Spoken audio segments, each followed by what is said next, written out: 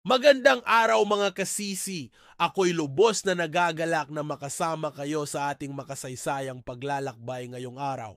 Alam nyo ba na ang pangalan ng Apari ay may tatlong napakakawili at magkakaugnay na pinagmulan? Una sa lahat, may koneksyon ito sa salitang Espanyol na aparte na ang ibig sabihin ay hiwalay.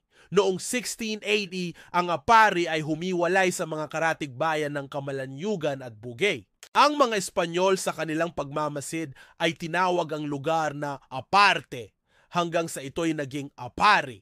Pangalawa, may magandang kwento mula sa wikang Ibanag. Ang aparian daw ay tumutukoy sa lugar kung saan naninirahan ang mga pare. Ito'y nagpapakita ng malalim na ugnayan ng apari sa paglaganap ng Katolisismo sa rehiyon. At pangatlo, may kwentong umuugat kay Spanish Conquistador Juan Pablo Carreron. Ayon sa mga kwento, tinawag niya raw itong apari batay sa kanyang pangumagang kainan. Kahit hindi gaanong malinaw ang detalye, ito'y nagpapakita ng personal na kasaysayan sa pangalan. Alam nyo ba na ang apari ay nakatayo sa bibig ng Ilog Cagayan? Ito'y naging mahalagang daungan noong panahon ng galleon trade. At dito rin naganap ang tanging labanan sa pagitan ng mga Espanyol at Hapon sa ating kasaysayan, ang Cagayan Battles noong 1582.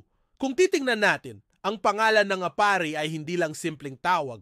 Ito'y isang mahalagang bahagi ng ating kasaysayan, mula sa paghihiwalay ng mga bayan, sa presensya ng mga pare, hanggang sa mga personal na kwento ng mga dayuhang dumating.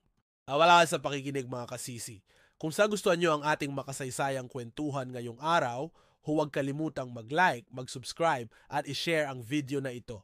Magkita-kita tayo sa susunod na episode. Paalam!